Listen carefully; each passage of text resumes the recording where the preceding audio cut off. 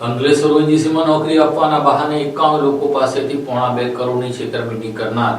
અને નકલી નકશાઓ તેમજ નકલી આઈ કાર્ડ અને નકલી લેટર બનાવનાર વિજાબાદને અંકલેશ્વર શહેર પોલીસે ઝડપી લીધો હતો।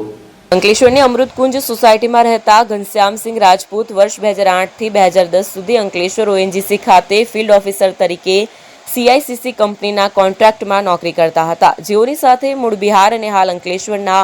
વિરાટનગરમાં રહેતો ઓગસ્ટ પાંડે સાથે પરિચય થયો હતો। જે બાદ ઓએનજીસી ખંભાત, હજીરા અને મહેસાણામાં તેની એનઆઈસીસી સિક્યુરિટીના કોન્ટ્રાક્ટમાં લાઇન વોકરની ઘણી જગ્યાઓ પર કાયમી ધોરણે ભરતી છે અને એક માણસ દીઠ 2.5 લાખ રૂપિયા તેમજ અન્ય જગ્યાએ 2 લાખ રૂપિયા ભરવાના છે તેમ કહી જાળ બિછાવી હતી। ભેજાબાજ ઓગસ્ટ પાંડે નોકરી અપાવવાના બહાને નેશનલ ઇન્વેસ્ટિગેશન સિક્યુરિટી નામની સિક્યુરિટી એજન્સીનો લોગો અને તેના નામનો ઉપયોગ કરી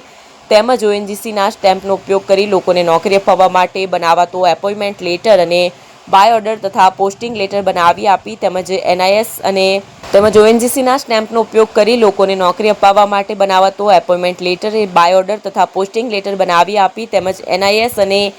એઈએનએના નામ ઓએનજીસી યુનિટ હજીરા, ખંભાત અને મહેસાણાના નકલી આઈ કાર્ડ બનાવી આપી તેનો સાચા તરીકે ઉપયોગ કર્યો હતો। જે જાળમાં ઘનશ્યામસિંહે તેના 50 પરિચિતો ઠાકોરભાઈ આહિર તેમજ અન્ય 40 લોકો મળી કુલ 91 લોકો પાસેથી રૂપિયા 1.84 કરોડ લીધા હતા અને ઓગસ્ટ પાંડેને આપ્યા હતા। જે બાદ તે મોબાઈલ ફોન બંધ કરી ફરાર થઈ ગયો હતો। દરમિયાન આ છેતરપિંડી અંગે અંકલેશ્વર શહેર એ ડિવિઝન પોલીસ મથકે અગાઉ પોલીસ ફરિયાદ નોંધાવા પામી હતી, પરંતુ આરોપી ઓગસ્ટ પાંડે નાસ્તો ફરતો હતો। દરમિયાન અંકલેશ્વર એ ડિવિઝન પોલીસને તેના અંગે બાતમી મળતા તેને ઝડપી પાડી કાયદેસરની કાર્યવાહી હાથ ધરી હતી।